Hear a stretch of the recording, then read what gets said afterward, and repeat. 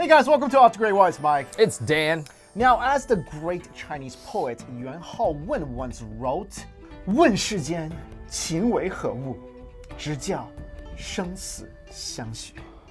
Yeah, I didn't understand any of that. Come on, that was moving. That was like tear-dropping poetry. That meant nothing to you? It sounded learn nice, some though. Chinese, man. Sounded nice. Now, what this means is, what on earth is love? That makes lovers vow to stick together in life and death. And when you take a look at some of the most famous Chinese stories about love, whether from history, literature, myths, or legends, there's a lot of death going on. Yeah, but it's romantic. Don't everyone want to live and die with the one they love? No, sorry, I don't want to be Romeo and Juliet. I want to live. I mean, I would want her to live too. I just want to live. Okay, Highlander. Anyway, here are some of the most famous stories about love throughout Chinese history. Grab a tissue, everybody. Number 1, the Butterfly Lovers. We've mentioned this one before. The Butterfly Lovers is a Chinese legend which tells a tragic love story between a pair of famous lovers, Liang Shanbo and Zhu Yingtai. Their love story is considered as the Chinese version of Romeo and Juliet. The story happened in the Eastern Jin Dynasty. In order to pursue her studies, Zhu Yingtai disguised herself as a man and decided to go to Hangzhou for further study. During her trip, she met a scholar called Liang Shanbo. They soon became good friends, and Zhu Yingtai gradually fell in love with Liang. But Liang Shanbo did not even know that Zhu Yingtai was a woman. One day, Zhu had to go home because of a family emergency and asked Liang to come to her home to meet her sister. That was when Liang found out that his bro was actually a beautiful woman. I wish that happened to me, but that would be weird. Anyway, Zhu's father arranged for her to marry Ma Wencai, a son of a high local official. Learning of this, Liang Shanbo later died of a broken heart. On the day of her marriage with Ma, Zhu went to Liang's tomb to pay respect to him. On the way, Zhu was overcome with grief and prayed the heaven to open up the tomb. Then a miracle happened. The tomb opened and Zhu leaped into it immediately. Then the lovers turned into a pair of butterflies and the two would never have to be separated again. Unless you're a butterfly catcher and you caught one of them. Yeah. It's just horrible. So stop catching butterflies, people. How sad would that be? Like, I'm a kid, I'm walking by and I see these two butterflies and I Got them. caught one. Oh, that would suck. That would suck, right? And the other one flies away. Come on, don't be mean. Or at least capture them both together. So is the lesson, if you ever see two butterflies together, do not separate them? Leave them alone, people. And if you want to see the full version of this video, click here. We have it right here for you. Do it, it's awesome.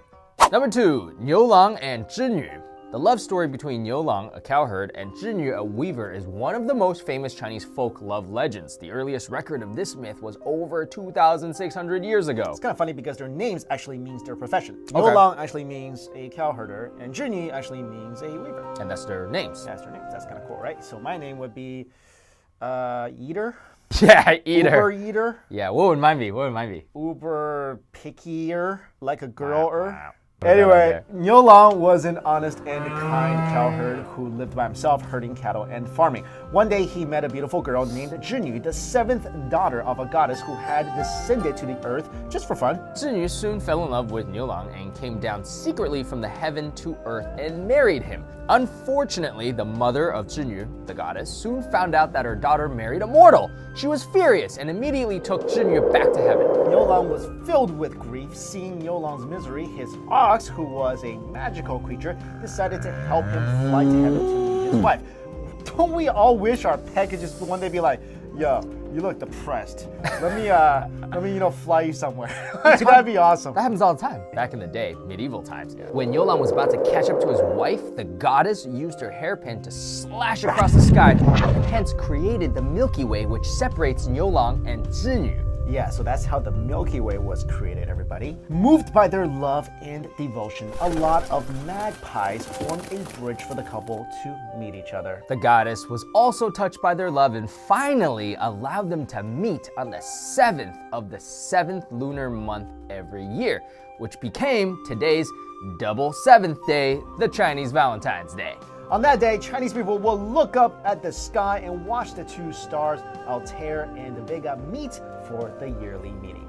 So people actually look to the sky on Chinese Valentine's Day? What do? I don't look to the sky. You should. You're So- missing the point here of the story and of the significance of this day. What do you just like stuff your face with food? Yeah, chocolates. That's what actually I do. Number 3, Tian Xianpei. Tian Xianpei, or the legend of Dongyong and the Seventh Fairy, is a widely known love story in China. During the Eastern Han Dynasty, a scholar, Dongyong, would sell himself into slavery to pay for his father's funeral. Moved by his filial piety, the Seventh Fairy descended onto Earth to marry Dongyong without the knowledge of her father, the Jade Emperor. When the Jade Emperor discovered this, he ordered his daughter to return to the heaven and threatened to kill Dongyong if she did not follow his order. The Seventh Fairy had no choice but to leave her husband. All right, the next one is one of my favorite stories, and it's also really sad. I guess because I like sad stuff. I like sappy and sad stuff. That's why I like this.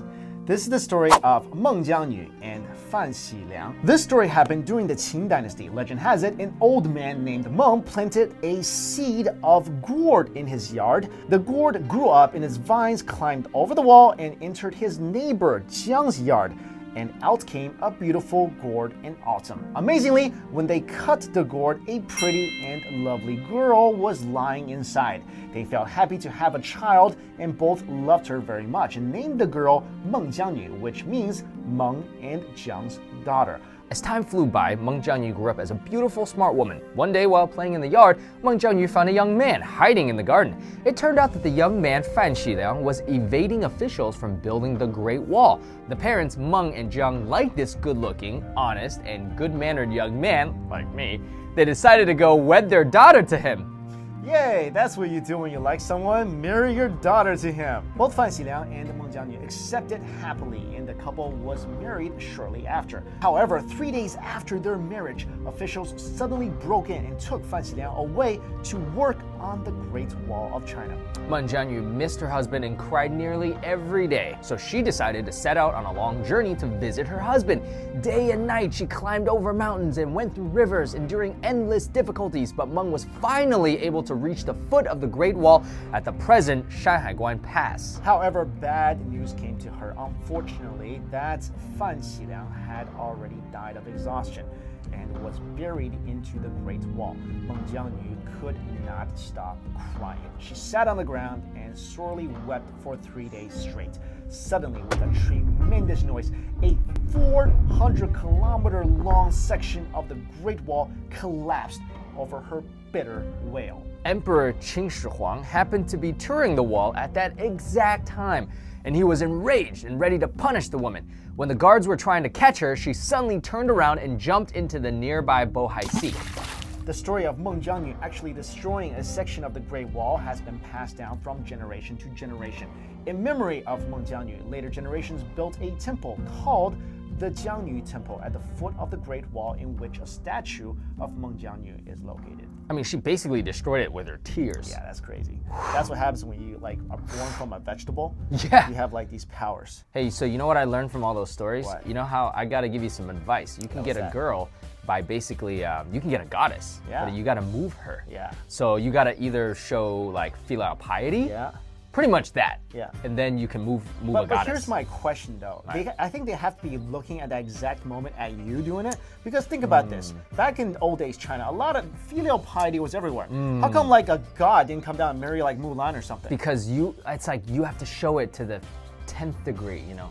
You gotta do something real. Dude, she went to war for 12 years! You gotta tell your parents you love them and maybe you cook some dinner for them. No, you can't say that. That's awkward. Even the goddesses don't say I love you to their Asian goddess parents. That just doesn't happen. Oh man. All right, guys. Thank you so much for watching. See you later. Later.